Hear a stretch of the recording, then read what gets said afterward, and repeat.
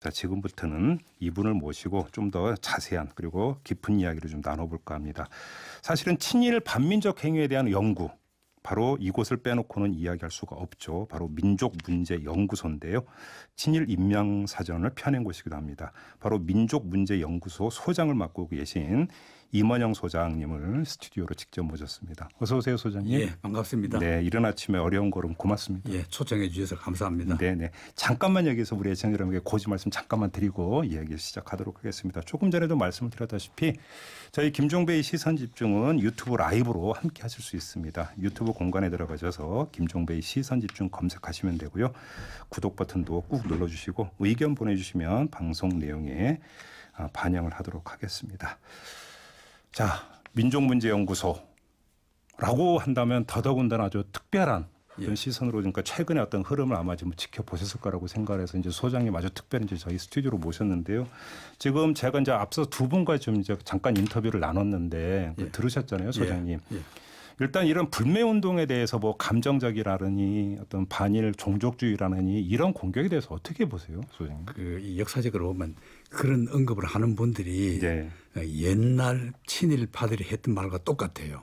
그런가요? 예. 왜냐하면은 옛날에 독립운동 하는 사람들을 보고 의병들을 보고 화적이라 그랬습니다.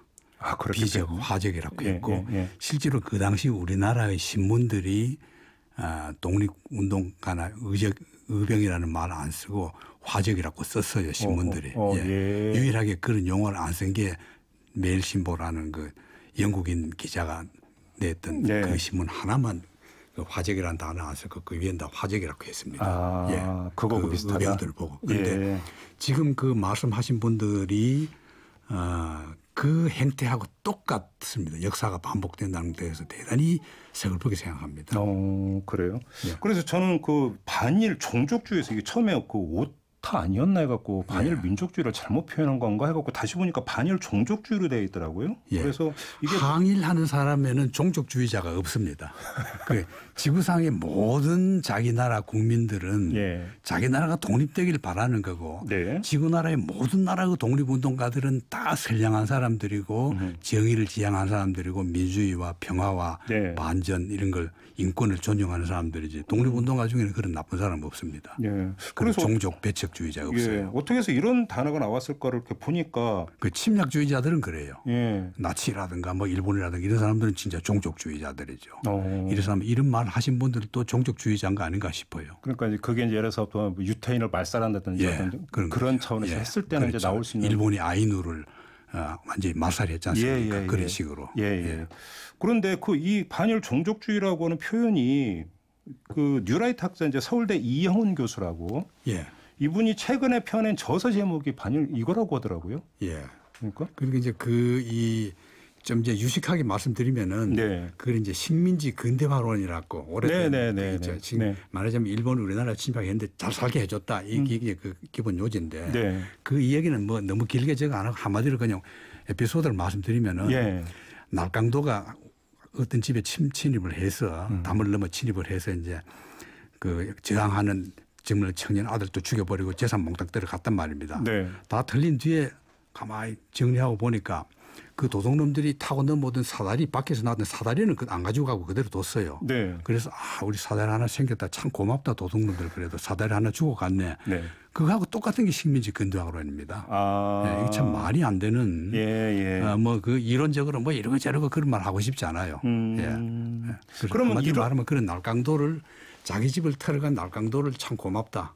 사다리 하나 남겨줘서 고맙다고 하는 그런 발상이 식민지 근대화론입니다. 그러면 이런 시각은 어떻게 보세요, 소장님? 그러니까 이런 어떤 그 불매운동에 대해서 이게 자꾸 이제 그 국민의 감정을 이용하려고 하는 정권이나 집권 여당을 공격을 하면서 야권 정치인들이 뭐 상술 이런 표현까지 쓰던데 어떻게 보세요? 이 말하는 분은 다 자기 인격이지 않습니까? 그래서 이제 그런 레토릭을 쓰는 사람은 그래도 우리나라의 그 여의도 그 훌륭한 국회의사당에 들어갈 자격이 있는지 저는 의심스럽고 그런 분들 뽑은 지역구가 어딘지 모르겠는데 어쨌거나 참 이 우리나라 그 선량들의 그 교양 수준 그 공격을 해도 좀 유머러스하고 그 문학적인 레토릭이 있게 해야지 이게 좀 언급하기도 싫은 저는 뭐 그런 말 좀 언급하기도 싫어요. 그런 이제 그런 말 쓰는 사람들이니까 그 주변 사람들이 다 그런 말 평소에 쓰겠지요. 네. 예, 그래서 그런 말이 나왔다고 보고 언급할 가치도 없다고 봅니다. 알겠습니다. 사실 이제 저희가 오늘 그 소장님을 특별히 이제 스튜디오에 모셔서 좀 집중적으로 여쭤보고자 했던 게 최근 들어서 다시 친일이라고 하는 단어가 참 많이 나오고 있지 않습니까? 물론 일제 강점기하의 친일과는 어떤 결이 약간은 좀 다를 수는 있을 것 같은데 지금 이 시대의 친일이라고 하는 단어를 도대체 어떻게 생각을 해야 되고 또 어디까지 써야 될 것인가. 사실 한번 이걸 좀 여쭤보고 싶었거든요. 소장님 어떻게 생각하세요? 그래서 이제 사실 우리 시대의 친일 이제 우리 연구소에서는 8.15 이후 친일 혹은 새로운 세대의 친일 이렇게 새로운 역사적인 전환기 8.15 이후 친일을 말하는데 그 이전의 친일하고 똑같아요. 똑같습니다. 똑같은데 다만 행동이 조금은 다르게 이 독립국가니까 우리가 또 주로 다르게 나타났지만 그런데 분석해 보면 똑같습니다. 그런데 이 뭐냐면은 이 자기가 소속해 있는 집단이나 민족이나 나라 이걸 배신한 걸 가장 쉽게 말씀드리면은 단테가 유명한 신곡이 있지 않습니까? 그 지옥편에 보면 지옥이 아홉 개 층으로 나눠지거든요. 그런데 제일 죄가 무거운 게 제9지옥에 가요. 그 9지옥에 누가 가는가 조사를 해보니까 바로 자기 민족을 배신한 사람들이 가는 데입니다. 자기 동료나 배신자들이 가는 게 9지옥이거든. 바로 이 친일은 그냥 일본에 항복했다. 그 일본에 아부했다. 뭐 그런 정도가 아니고 이데올로기로 봐야 되거든요. 이게 뭐냐면은 반종족주의자, 자기 가문 우월주의자, 자기 혈통 우월주의자죠. 그런 이데올로기에다가 침략주의를 예찬하고 전쟁을 예찬하고 민주주의를 반대하고 독재주의를 찬양하고 독점 재벌의 수탈을 찬양하고 국민 복지를 비판하고 이런 하는 그 이데올로기입니다. 이게 이제 똑같아요. 이게 이제 유럽 전체도 보면 그렇고 지금 친나치 그리고 일본의 지금 극우 세력들 아베를 비롯한 극우 세력들 아베 지지하는 사람들 일본은 그거 우리나라의 지금 일어나고 있는 일련의 이 친일 논쟁을 일어나는 거 보면은 똑같습니다. 그 이데올로기가. 그래요? 그래서 그래 봐야 되기 때문에 21세기 세계 평화의 대단한 위협 세력이고 그런 사람들이 집권하면 나라는 대단히 위험한 나라다 이렇게 이제 알 수 있죠. 그 지금 뭐 많은 분들이 계속 문자를 보내주고 계시는데 4575님이 일본과 경제 교류를 완전히 단절해야 하나요? 그리고 8557님은 그럼 일본과 수교를 끊어야 하나요? 이런 지금 질문을 주셨거든요. 그런 질문 하는 분들의 의도가 의심스러워요. 그래요? 우리가 끊자고 한 것도 아니고 우리가 지금 이번 사태는 우리가 아무 잘못이 없는 거거든요. 그럼 일본이 자기들이 일방적으로 뭐 안 한다 이렇게 해놓고는 우리가 따지니까 일본이 변명하는 변명이 전혀 맞지 않아요. 이게 이제 침략 전쟁의 상투적인 수법이거든요. 그 전쟁 일단 쳐들어가고 봐라.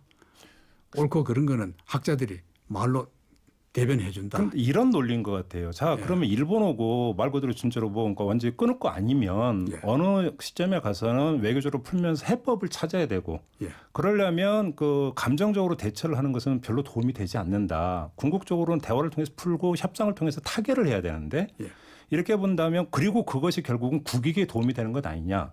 근데 감정적으로 대처하는 게 그게 무슨 도움이 되는 이런 논리인 것 같던데. 그래서 국익 혹은 뭐 잘 살기 위해서 일제가 우리나라를 강제 병합시켰을 때도 친일파들이 왕, 폐하의 안전을 위해서 우리 국민들이 잘 살게 하기 위해서 나라의 안전과 평화를 위해서 일본말을 들어야 된다고 그랬지 지금 폐하도 얼마 안 가면 하야해야 되고 우리나라 망합니다. 그렇게 친일하자는 파들이 없어요.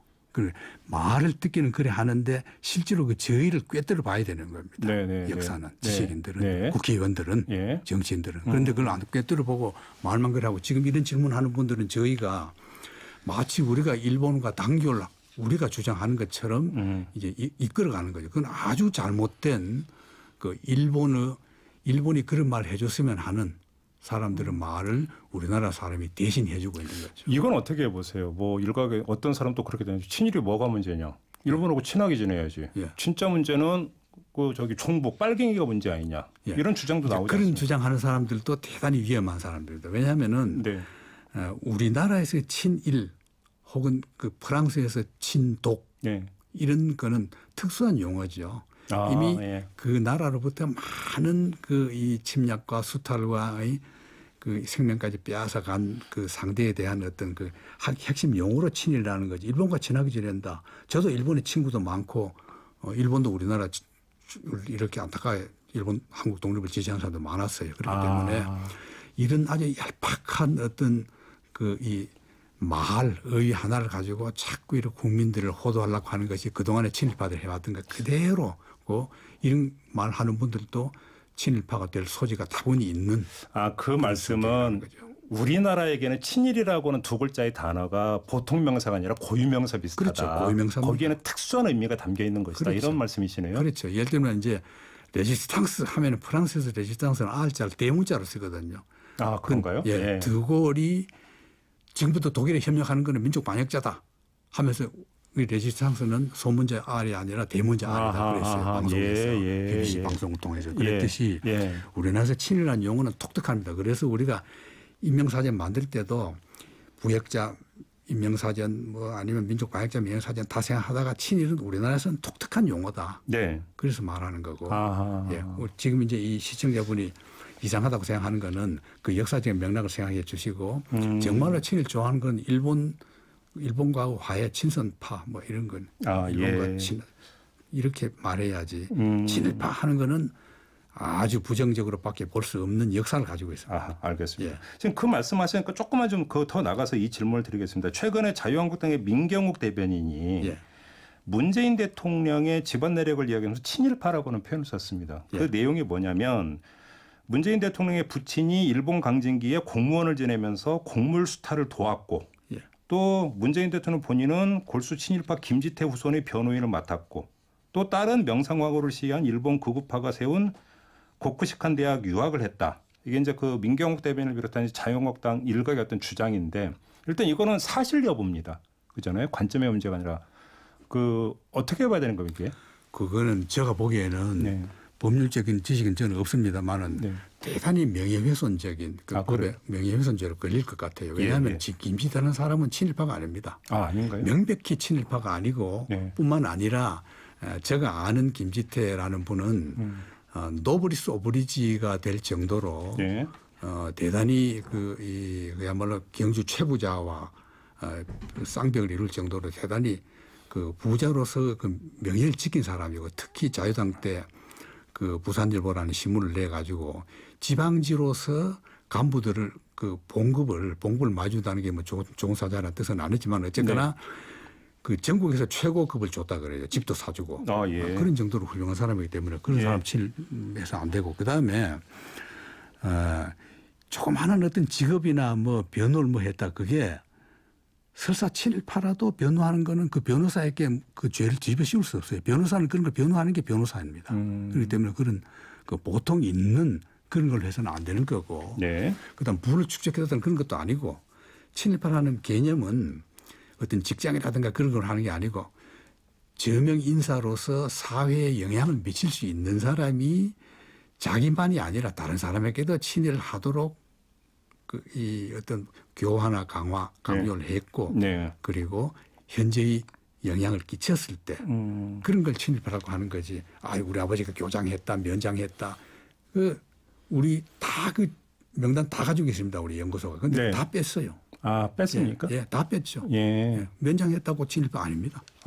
그렇기 때문에 행전한 그 오해하신 분들이 있으면 실제로 그런 분 많아요. 제가 본 분 중에도 자기 아버지가 고등학교 교장이라서 인명사전 안 사봤다 이러는데 없어요. 교장도 안 들어갑니다. 그런 거 여러분들이 이 방송 들으신 분들이 꼭 좀 오해하지 마시고 정말 우리 민족 독립 투쟁과 우리 민족 독립에 해를 끼친 분 명백하게 그런 분들만 되도록이면 줄여서 뽑은 것이 친일 인명사전입니다. 그럼 좀 하나만 더 추가 질문을 드려볼게요. 자유한국당의 곽상도 의원이 어제 제기한 그게 있는데 뭐냐면 그 김지태 씨가 친일 인명사전안에서 빠진 게 2003년에 그 당시 민정수석이던 문재인 대통령이 친일 인명사전 규정을 바꿨기 때문이다 이렇게 주장을 했는데 이건 민족 문제하고 직결되는 문제잖아요. 저희들이 그때 그 민정수석 하실 때 한 번도 배운 적도 없고 그리고 우리 연구소는 저도 많은 개인적으로 직간접적인 압력을 많이 받았지만은 일체 어떤 우리 편찬위원 전체가 어떤 압력도 받은 적이 없습니다. 예, 그걸 명백히 밝혀둡니다. 예, 그럼 이거는 사실무근의 주장입니다. 예, 명성이 있는 거지. 그렇기 때문에 7.2명 신뢰감에 가는 거지. 예. 그것도 누가 뭐 말했다. 우리 친한 사람들 뭐 많아요. 제가 존경하는 분들도 있고 뭐 다 있는데 일체 그런 관여를 안 받았습니다. 그래요? 예, 명백히 말씀드립니다. 100% 독립적으로 그렇죠. 해왔다라는 그런 말씀이시고 대통령을 향해서 어떤 친일파라고 어떤 규정하는 이 현상은 어떻게 보세요? 그거는 그야말로 일본이 좋아하는 말이고 쉽게 말하면 이렇게 보면 돼요. 이번 사태를 아베가 그 나중에 한참 뒤에 그런 말을 했는데 결국 이제 문재인 대통령이 못마땅하니까 퇴진시키고 싶다는 뜻을 말했잖아요. 아베가. 예. 그러면은 아베가 바라는 정권을 한국에 심겠다. 그 의도거든요. 이 분쟁이. 아베가 직접 그런 얘기를 했는지는 모르겠지만 후지 TV에 뭐 논설이라는 자가 뭐 탄핵 어쩌고 저쩌고 이야기한 적은 있잖아요. 예. 그렇기 때문에 그 정권의 뜻을 이제 맞춰서 한 거죠. 네. 그래서 그러면 그동안에 우리나라의 그 역대 보수 정권들이 얼마나 일본의 입맛에 맞춰느냐는 거 반증이 되는 거고. 네. 또 그 이 남북 화해라든가 이런 게 싫어서 어떻게든지 남북을 갈등을 조장하고 긴장을 조장해서 그 일본의 위치를 더 굳게 하겠다는 그런 것으로 봐야 되기 때문에 네네. 우리가 그 일본의 말을 듣거나 일본의 정권이 좋아하는 짓을 해서는 안 된다. 네. 다만 이걸 슬기롭게 푸는 문제는 별도 문제고 일본의 말을 들어서는 안 된다는 것은 명백한 거죠. 네, 알겠습니다. 지금 뭐 많은 분들이 계속 문자로 참여해 주고 계시는데요. 박정희 대통령의 친일입니까? 친일 기명사전 나와 있어요. 네. 기명사전 사보십시오. 6338님은 일본 불매운동은 우리 국민들의 촛불 같은 이 대안의 정신입니다. 이런 의견을 또 주셨네요. 예. 자, 그리고 앞서서 이제 제가 두 분의 문자를 잠깐 소개해 드리면서 우리 임원영 소장님에게 어떻게 보시냐고 좀 여쭤봤는데 이제 그분들 같은 경우는 하나의 이제 반문의 어떤 형식으로 이렇게 이제 했던 부분이기 때문에 그것이 그분들의 의견이고 이런 건 아니라는 점을 제가 다시 한번 좀 확인해서 이제 말씀을 드리도록 하겠습니다. 자, 벌써 시간이 많이 흘러가고 있는데요. 자, 그럼 다시 한번 아까 이제 그 프랑스에는 레지스탕스의 R을 대문자로 쓴다는 얘기가 저한테 참 이제 새롭게 다가오는데 지금 이 시대의 친일이라고 하는 단어는 이렇게 써야 된다. 다시 한번 정리해 주신다면 어떻게 말씀해 주시겠습니까, 소장님? 우리 민족 주체적으로 그 민주주의와 국민복지를 이룩하고 남북 화해해서 절대 전쟁 안 나도록 하는 이게 안보 기본 아닙니까? 이런 정신, 민족 자주 정신을 가지는 것이 항일 독립운동 정신은 독립운동가들이 주장했던 정부 상해 임시정부 헌법이 정했던 그 원칙 민주주의 원칙을 그대로 지지하면서 거기에 방해되는 세력을 우리는 우리 시대의 친일파라고 말할 수 있는 거죠. 알겠습니다. 그럼 소장님께 한 달간 쭉 이어지고 오히려 더 확산되고 있는 어떤 시민들의 자발적인 불매운동을 쭉 지켜보셨잖아요. 어떤 생각 드셨어요? 현대판 의병운동입니다. 독립운동입니다. 왜냐하면은 불매운동 세계 역사에서 가장 유명한 불매운동은 잘 아시다시피 미국의 보스턴 차 사건입니다. 독립전쟁 3년 전이죠. 1773년에 보스턴 차를 300몇 산자를 바다에 빠뜨려서 그게 이제 쉽게 말하면은 영국 동인도 회사 이 차를 자기들만 독점해서 팔려는 걸 그 차 안 마시겠다 하고 그때부터 미국이 커피를 마셨거든요. 네. 원래는 차를 마시다가 그래서 미국이 이제 커피의 나라가 된 거 아닙니까? 네네. 그 불매운동이라는 게 그렇게 중요한 겁니다. 그런 걸 여러분들이 좀 현대판 의병운동이다. 그렇게 보시는 거군요. 알겠습니다. 아무튼 지금 그 일본과의 관계가 상당히 좋지가 않습니다. 어떻게든 근데 이제 이 문제는 언젠가는 풀어야 되는 문제 아니겠습니까? 해법을 어디서부터 찾아야 된다고 생각하세요? 그건 이제 정치인들이 할 문제고 저는 해법까지는 제시 못하겠고 다만 원칙은 꼭 지켜달라는 말씀드리는데 절대 친일 논리에는 말려들어서는 안 되고 일본의 과거사 청산이 반드시 전제돼야 된다는 건 저는 말씀드리고 싶어요. 그걸 없애버리면 또 도로 언젠가는 일본이 다시 또 나오 그런 그 행태를 보이기 때문에 결국 이거는 이번 이 행태는 지금까지 일본의 행태가 다 한국에 통했기 때문에 일어난 행태거든요. 네네. 처음부터 이랬으면 이런 얘기 못하죠. 소장님께서 그 말씀하시니까 이걸 까먹고 질문을 안 드릴 뻔했네요. 어쩌면 가장 중요한 문제인데 지금 대법원의 배상 판결이 있지 않습니까?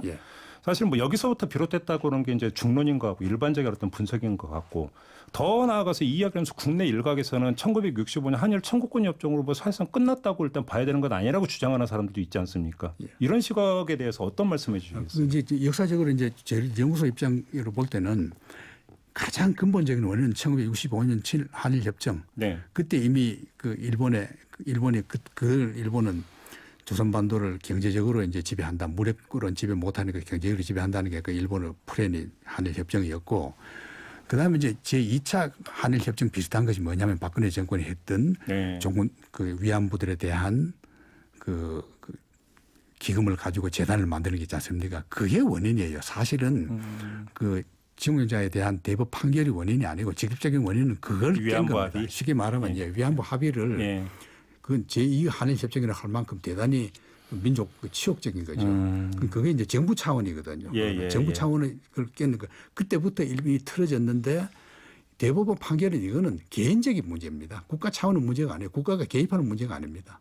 이기 때문에 네. 원래 원인이 근원은 위안부 합의에 있다. 위안부 합의에 있다. 왜냐하면 정부 간 합의였기 때문에. 그렇죠. 정부 간 합의가 문제된 거죠. 그렇기 때문에 과거사 문제를 해결 안 하고는 안 되는 문제입니다. 예. 알겠습니다. 참 여쭤볼 게 많은데 벌써 또 시간이 제한돼서 마무리를 해야 될 것 같습니다. 혹시 필요하다면 다시 한번 좀 모실 수 있는 기회를 좀 주셨으면 좋겠고요. 소장님. 오늘 귀한 말씀 잘 들었습니다. 고맙습니다. 감사합니다. 네, 지금까지 임헌영 민족문제연구소 소장과 함께했습니다.